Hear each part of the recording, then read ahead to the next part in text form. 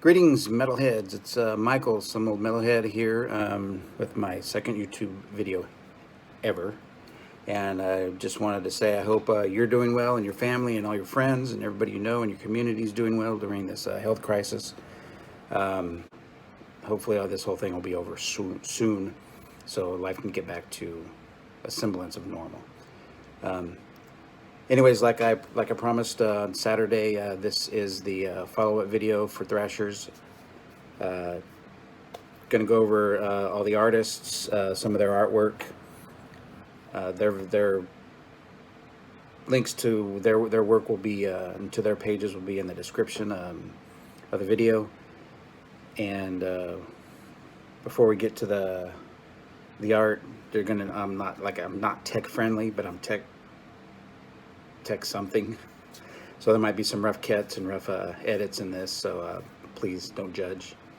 And anyways, on that note, my first video, wow, that was horrible. But it was nerves, and I'm still a little nervous doing this. But anyways, let's take a look at the art. All right, so here we go. In October of 2018, after I had finished the first couple drafts of the script, I started looking for artists. The first artist I made contact with, and we kind of came to agreement, but I ended up backing out of that, was Cody West.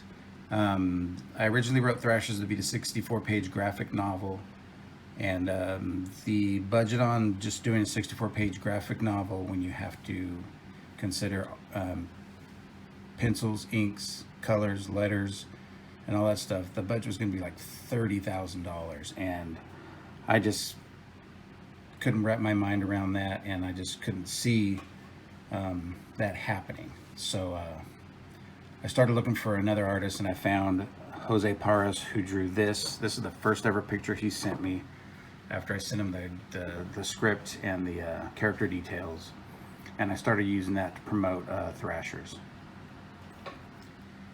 Soon after that, he sent me this of Mike and D. He sent me this of Carlos and Maria.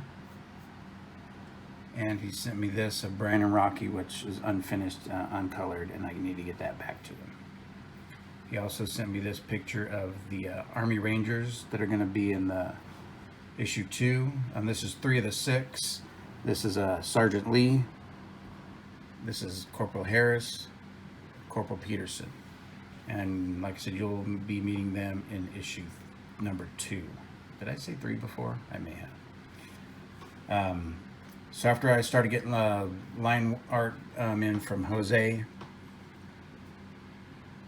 I looked for a colorist, and I found Rodrigo Ybanez, who had colored some stuff for, I guess, Sporkman, plus he has his own project, and sent him the work, and he started laying down some colors on these.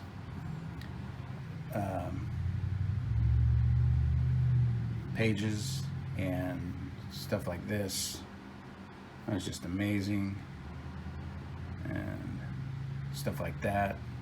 I think I remember him saying that was one of the funnest pages from the color, with just all the different contrasts over the course of those pages. And just stuff like this, you get a lot of multiple different layers of color, and he just knocked it out of the park. Shortly after that, I got in touch with Tank Ferret, and he drew a cover for the book, and that's the cover with Rodrigo's. That's the cover with Rodrigo's colors, and that's just amazing. I was super excited when I got the original, and then after Rodrigo's colors, it was just, I was just super excited. And at that point, that was the end of the first crowdfunding, which failed. Gave it a few more months, and then I switched over to Kickstarter and tried another campaign to fund it again, and that didn't go through. But while that crowdfunding was going on, I got in touch with artist J.P Schiek to do some pinups, and he did the Break Fist Club. He calls this the Blacklight Pinup, which is freaking awesome. And then he did this one, which just knocked my socks off, like we used to say back in the day. That is just phenomenal work. And that's what we had at the end of the first campaign, which our second campaign, which didn't get funded. So I kind of feeling a little down in the dumps. Decided at that point I'm going to make sure I'm going to get issue 1 complete and ready to go, and I'm going to make sure everything's set for that. Well, during that time period, I parted ways with Jose. It was a good part. We just on different time frames of getting stuff done. He did phenomenal work, and I'll always be grateful to him. So I had to start looking for another artist, and I came across Nico Valdez. Now Nico Valdez gave me that as the first drawing for Thrashers. Originally, the plan was to have Nico finish the first issue, but I just didn't feel comfortable with that. I've never liked books that had multiple artists on it over a single story. I just never really cared for it. So I took the art that Jose had given me and made that issue 1. I had to rework some stuff and rewrite the story a little bit. And Nico is going to be doing issue 2. And I mean, that's just great stuff. Get a little preview of you guys here for what's going to be coming in issue 2. And I'm going to give you, that's page 1 of issue 2. Page 2. That's all you get. And he started drawing, and I just kind of was laying low, making sure everything was getting done. Rodrigo kept turning in pages that I was giving him to color, and Pinups to color, and Nico was getting going on the drawings, and I started working on a couple other projects that I mentioned on the first video, Gene.exe and Metal Melee. Had artists on those, drawing those, and getting those colored, and those are still a work in progress. And then I got to the point to where Thrashers was pretty much, issue 1 was pretty much complete. Issue 2 was about I think halfway done when I just I reappeared on Twitter, and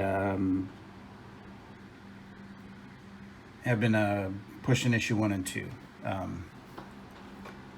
So for a little bit of new spice to the 2 new issues, or the new issues that's coming up, I posted on Twitter, I believe, looking for people to